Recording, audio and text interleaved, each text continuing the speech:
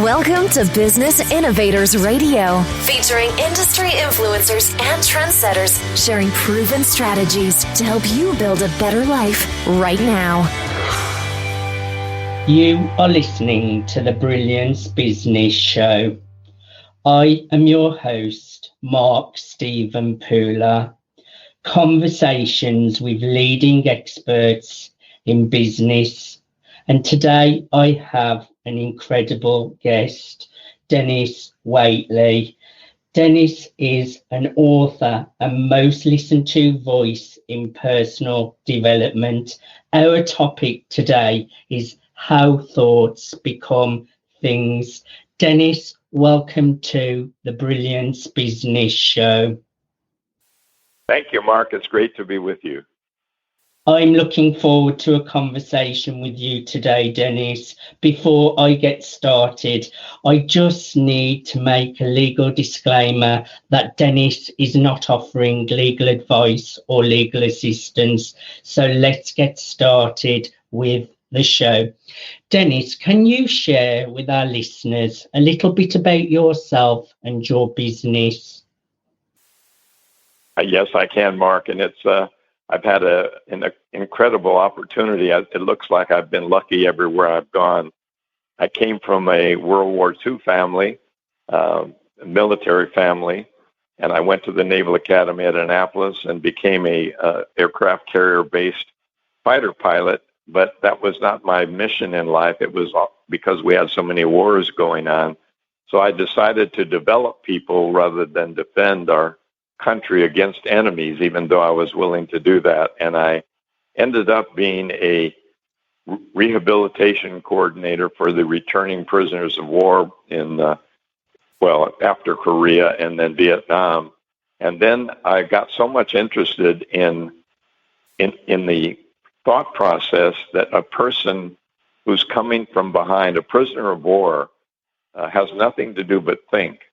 And so I came up with this idea of POW, prisoner of war, Prince of Wales, power of women, or psychology of winning, that a perception that you have is only based on your experience.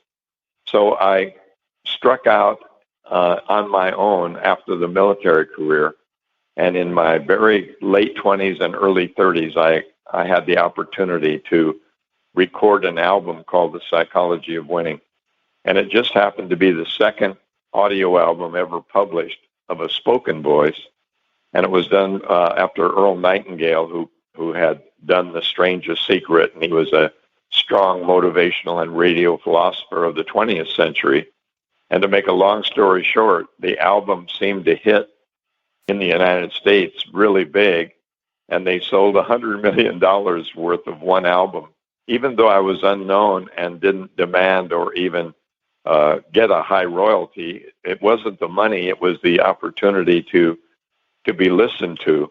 And that sparked a speaking career and also an author career where I was able to write 16 nonfiction books and then travel all over the world speaking on the psychology of winning, and finally ended up being chairman of psychology for the United States Olympics during 2 Olympiads. So my job was to prepare the athletes mentally for their once in a lifetime, once in a moment opportunity to perform at the highest level. And that's kind of the story, is that I'm a person who likes to coach people under high performance pressure, whether it be an astronaut or a prisoner of war or an Olympian, somebody who's under pressure and performing well. So, Denis, firstly, I really love your story, and you're helping prisoners of war. To me, that really is something to be proud of, because they must really need that support. And I can now understand how you help people with their thought processes. I would also like to add, I can see why you are the most listened to voice, because your voice is very good on the ears as well, Dennis. It's really a nice voice to listen to. And also at helping Olympians as well. They really do have to have the winning mindset. And I talk about this myself. I always say with athletes, they visualize themselves winning that Olympic gold medal well before the race day. They have already won in their mind. So I really resonate with everything that you're doing in your work, Dennis. Can you share a little bit about what kind of clients you serve on a daily basis? Yes, I sure can, Mark. And you're absolutely right about the visualization. You know, having been a pilot who's had to fly in very bad weather off an aircraft carrier and then get back to the aircraft carrier, even though they didn't turn the radar on because they didn't want to be discovered by the enemy. So we had to find our way back, sometimes in total clouds. And it made me learn about goal setting and how the mind is very target seeking. And the type of clients I work with, I went from the prisoners of war and I became involved in the Apollo astronaut program with simulation because the astronauts themselves had to be masters of rehearsal because they were going somewhere that no one had ever gone before, and no one had ever even considered going to the moon and getting up there on a rocket and then a booster and then a little ship and then landing on the moon and then catapulting back up with another rocket to catch the other ship. So they had to rehearse for a couple of years. And I got involved in the rehearsal. So I went from prisoner of war to astronaut and then into the Olympic movement. And I discovered that the brain is habit forming and creates actual neurological pathways, neural pathways that create a channel through your brain, almost like freeways, surface streets, roundabouts. In other words, the brain is just a series of crisscrossing streets under construction, cul-de-sacs, and all the thoughts that travel across these networks are traffic.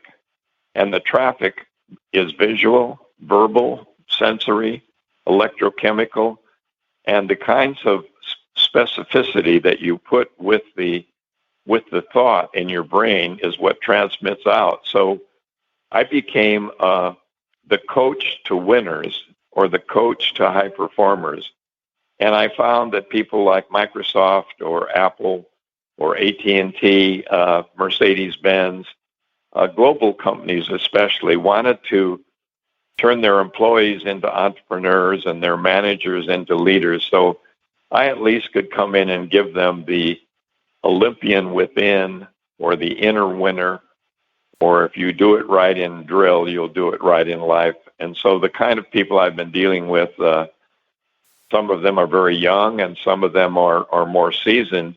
In other words, they're looking for maybe a change. Maybe they've had some problems and maybe they're at a crossroads in their life. So I like to intersect with people who are at a crossroad point in making decisions about their future, regardless of what has happened in the past. I just love the career you have had, Dennis.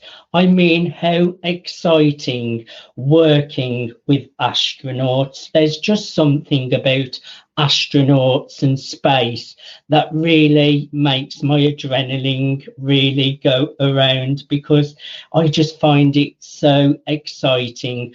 And a prime example of a thought becoming a thing on astronauts, rockets, people going to the moon.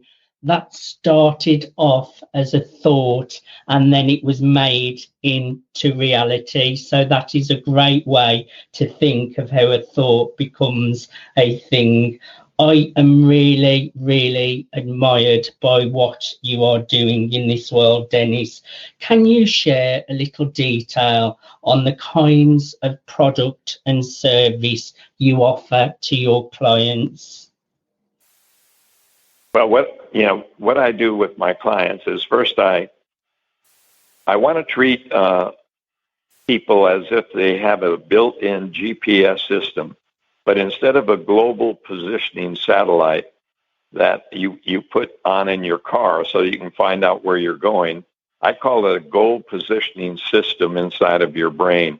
And what I like to do is I like to find out where they actually honestly believe they are in life, what their talents are, what their values are, what their strengths are, and their limitations are. And most of them are psychological. Most of them are based on secondhand information, early environment, belief systems, good and bad. So I get a position on where they believe they are in their life. Then I like to find out what their passion is, because I always believe that if you chase your passion instead of your pension, and if you really try to use your talents, you get there. So what I do is I either do a keynote, but all over China for the last 10 years, I've been doing breakout sessions where I do maybe 30 to 40 minutes, and then I have a team led by my PhD, my doctorate of psychology daughter come in and do a breakout workshop. So I do the easy part. I give them the fluff and the why behind it, and then she has to grind it out by doing the interactive Q&A and do the hard work around circular tables where people actually have to dialogue with each other and struggle with this whole idea. But frankly, Mark, the most important thing that I try to do is believe that everyone is born with enough value already in them to take them where they would love to go if they would only believe that they have the potential already existing and they don't have to prove themselves in order to feel worthy. So it's the most difficult thing for me with young people is that many young people believe you have to perform first, outwardly, externally, in order to feel valuable. And I feel just the opposite. You have to feel internally valuable or worthy or have love or value inside before that can be expressed externally.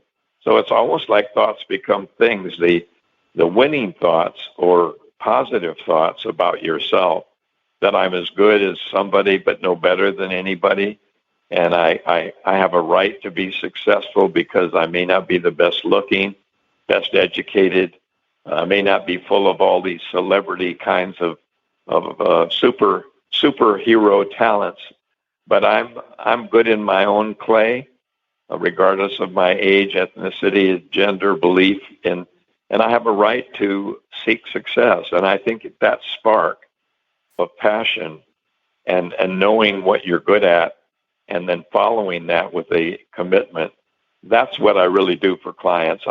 And then sometimes, of course, we follow up with audio or video training or online coaching. And because I am getting way up there in as a senior, I have to share with you, Mark, my cousin Jack, who lives in Derbyshire in the UK. And so my whole family comes from Northern England.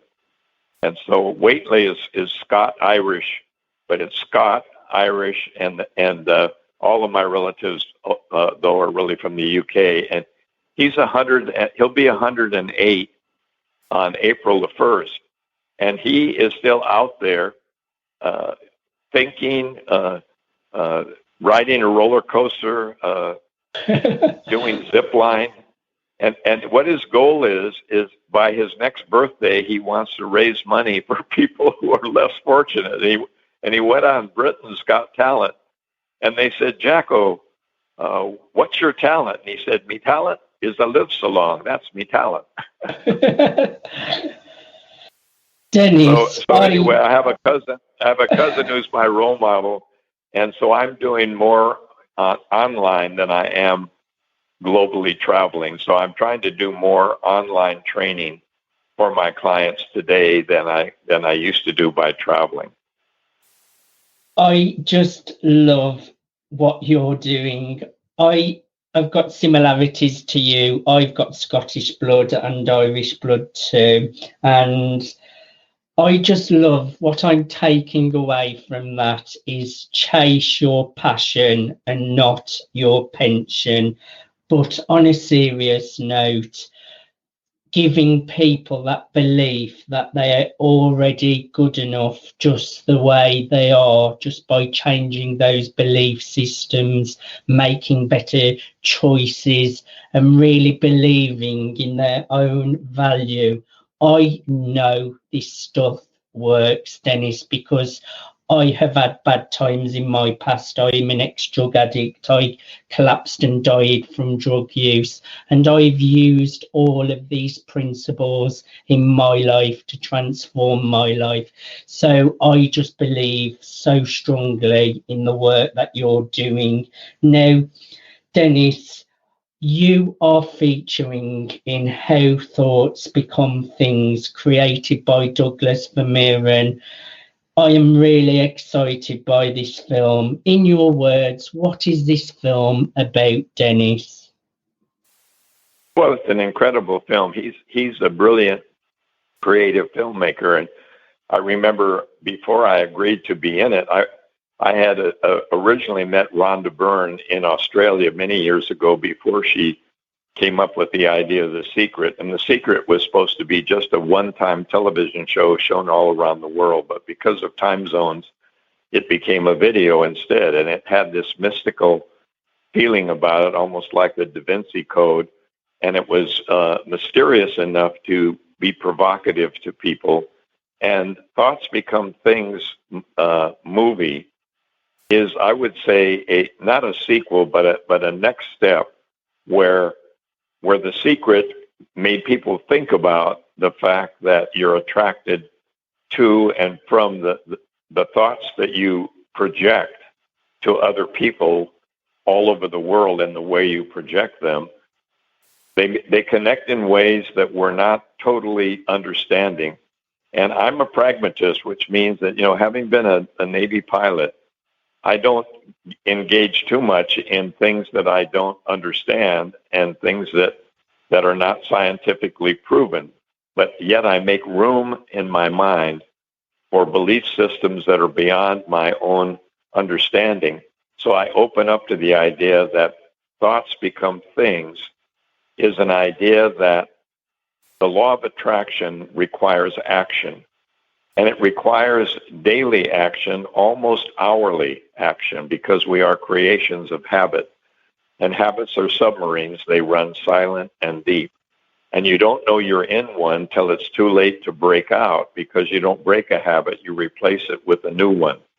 So the thoughts become things is the idea that when you specify and you're able to clarify with pictorial, verbal, of course the visual, deeply emotional connections that have words and concepts so that other people can understand what you're trying to accomplish. On a daily basis, if you will clarify, specify, identify, and really get up close and personal with your dreams and goals, the first thing is they must help other people as well as yourself. So they cannot be selfish. They must be goals that help other people, because people listen carefully as to whether you're exploiting them or whether you're helping them. And that's why a thought, which has all these different forms, once it's clarified, you must project it. And through the beauty of what you and I are doing right now, speaking to each other in different countries, and on a medium that goes through the airwaves, we don't even quite know how we're able to talk with one another through the air. or through this mysterious internet.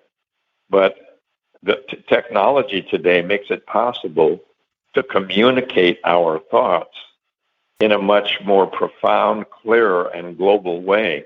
And that's why it's so incredible if we'll just not lose the personal, emotional, intimate area there. And I think this film helps us identify that everything that a man or woman ever invented, whether it's an airplane or a helicopter or a smartphone, whatever it is, was first an imagined concept, and it wasn't very clear. It was a nebulous kind of idea. Maybe it was an offhanded thought or an epiphany of some kind, or maybe somebody suggested something, or you're sitting around with a group, and the next thing you know, as it's getting discussed, it takes more and more form, and then those people who can do what you and I can't do. For example, I can talk, but I cannot visualize too well.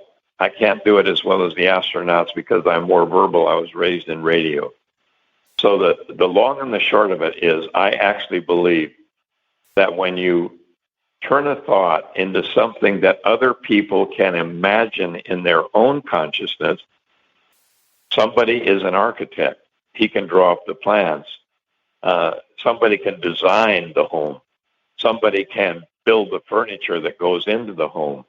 And so everybody is involved and engaged in helping you reach your passion, as long as your passion includes helping other people reach their passion. And I think Doug Vermeeren has caught that in this second film. Well, actually, it's probably his third or fourth. His first major film was called Opus, and it is magnificent. I watched that the other day. I saw that the other day, Dennis. I like love that film. that. Yeah, it's a great film about the violinist, and I just love things like that where it tells the story and shows how you can turn your passion into an entire life work by just thinking and listening and meeting people. But anyway, I don't want to stray too far. I just want to say that I think that thoughts become things will be more of a clarification, because some of the same teachers are in it that were in The Secret. John Azarath on the brain, and DeMartini and Diamond. So some of the original teachers of The Secret are in this movie as well. But Doug has done a clever job of making it the next step, or what do you actually do, or how do you do it? And I just feel that it's an absolute daily habit that you must get into. It's a daily positive routine rather than a rut. So, a rut is something that we do, and it digs us deeper into unhealthy habits. And a powerful daily routine of thoughts and actions gives us a dynamic routine, like an Olympian or an astronaut preparing to do some really incredible thing. And the mind is so brilliant that it stores as reality whatever you're rehearsing. You put that beautifully, Dennis, and you mentioned a little bit how you like things to be scientifically proven. And I mentioned this to Dr. John DeMartini on our last conversation.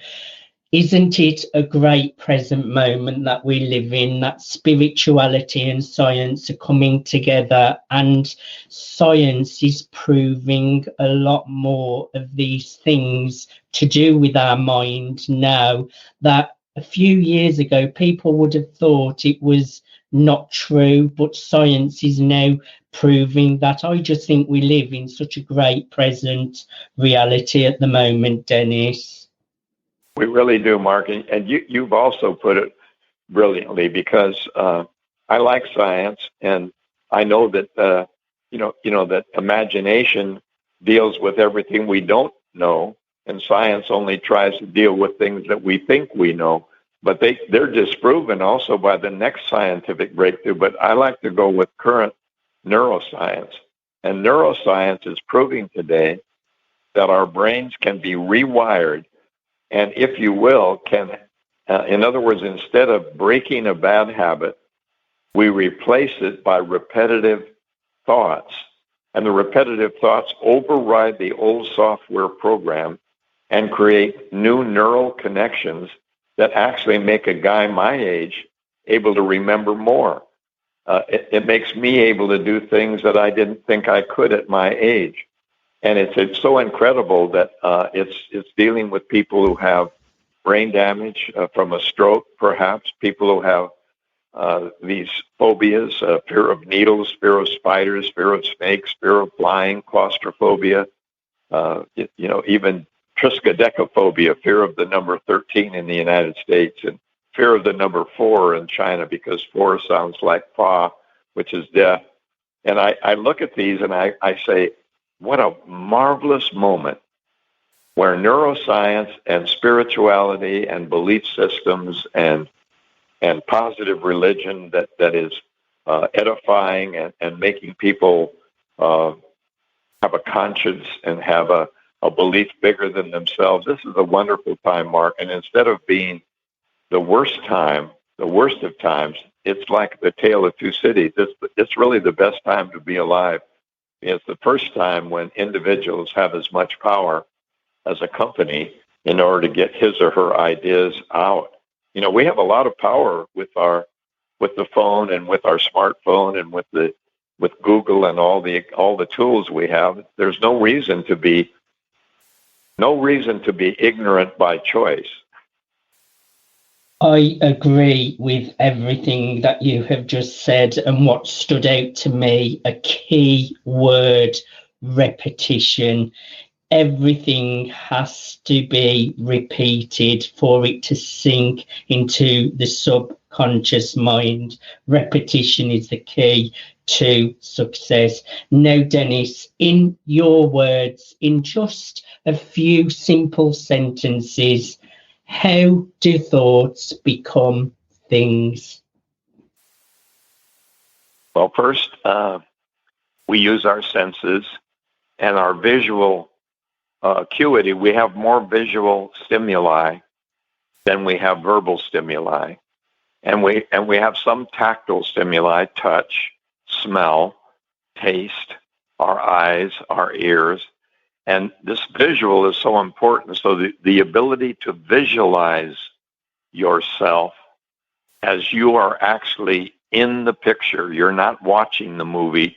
You're in the movie watching your future. And you're getting a desired destination in your mind. You're using where you are, and you're using your brain as your GPS system to give you the directions on how to get to this destination by providing feedback to you. So observation of role models, imitation of a positive role model, repetition so that it is internalized, like brushing your teeth, riding a bike, or driving your car. The repetition becomes muscle memory. It becomes embedded, and you don't think about it anymore. You just do it as part of your daily routine.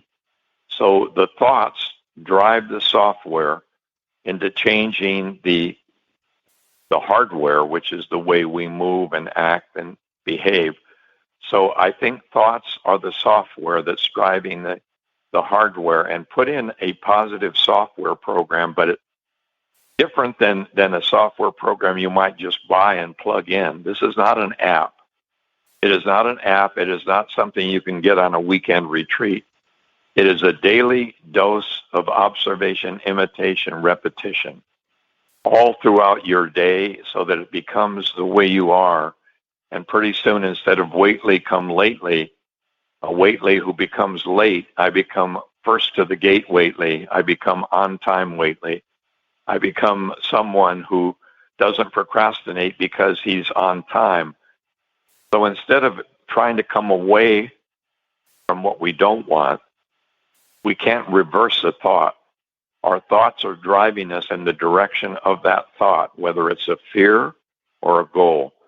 That's why it's important for the thought to be a desired result that is repeated so frequently that it becomes second nature, and the subconscious takes over as if it were R2-D2, which I call Are You Me Too. R2-D2, the little droid from Star Wars, that was programmed to only look for Princess Leia.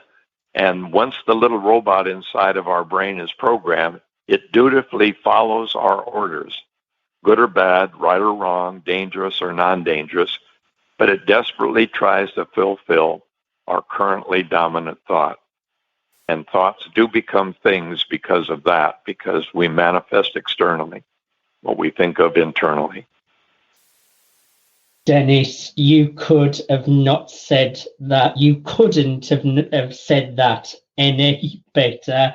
Now, I would like you to share, why should people attend a screening of this movie? Or at bare minimum, why should people get their hands on a copy and watch this movie? I think the main reason is that it takes us further toward the scientific rationale behind concepts like the law of attraction, which means something differently for every person. Many people think that it's just resonating magnetic frequencies. So some people think of frequencies. Some people are meditators. Some people are prayerful. Some people are skeptics. And I think this film will help people clarify that yes, there is a more scientific basis, and now we have more input. So it takes us one step further to self-understanding. And I think regardless of whether it changes our belief system, because it's really hard to change someone's belief. I don't even try. I will never attempt to give my religious belief, my spirituality, because I'm just an opinion. So this movie will help give you other opinions and maybe stronger beliefs on why you can be more successful today in your life and happier, regardless of where you are in your current journey. Denis, again, so eloquently put. I really, really love our conversation today. I would like to ask you, Denis, what's new for Denis? What are you working on at this present moment? Well, I'm working on a new book.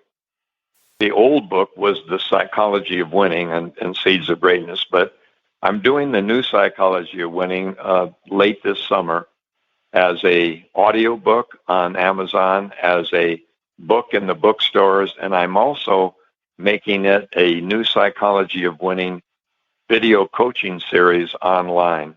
So I'm really trying to get into the brain train business, but in a positive brain train. And I'm not trying to make it something that is easy. I want people to take 6 months or a year, and I want them to put in the time and the effort. I want them to know that life is a stairway you have to climb, but not an elevator that you get to ride on to the top in one push button. So in an age of instant gratification and of instant communication, I'm going to try to take the old philosopher and create the new Psychology of Winning, Mark. And I'm so grateful to be able to be on your program. I must tell you, it's been a wonderful experience. I do need to go because I believe it or not, I have an emergency. We have an alarm that went off, which means that I have some workers that have to come and do something on my property here. So that's why I have to maybe shorten it. That's why I'm so grateful that you gave me so much time, even though I gave you a little late start. Denis, I have thoroughly enjoyed a conversation with you today. I have asked my last question. I have really, really enjoyed learning about you, your business, what you're doing in the film. And it's been an absolute honor for me to have the opportunity to interview you. My last question, Denis, is how can people connect with you? Well, they could simply look me up by going to DenisWaitley.com and just go to my website and browse. I don't have anything to sell on it. I could give them a free gift, so if they want a / or / free gift, they can. But I'm just there to browse and to look for, and there's nothing for sale there. So the good news is you can go and look without being pitched anything. Denis, thank you so much for being my guest today. I'm going to the screening in London. I'm looking forward to seeing your part in the movie. Thank you for being on the Brilliance Business Show today. Oh, thank you, Mark. And it's a great show, and you do a great service to your listeners. And so I edify you as well, and I look forward to a long friendship, and I know that we'll talk again. And so I hope to maybe even see you when I come over to the UK to see all my relatives up in Derbyshire. I would absolutely love that. You have been listening to the Brilliance Business Show. I am your host, Mark Stephen Pooler. Conversations with leading experts in business. Thanks for listening to Business Innovators Radio. To hear all episodes featuring leading industry influencers and trendsetters, visit us online at businessinnovatorsradio.com today.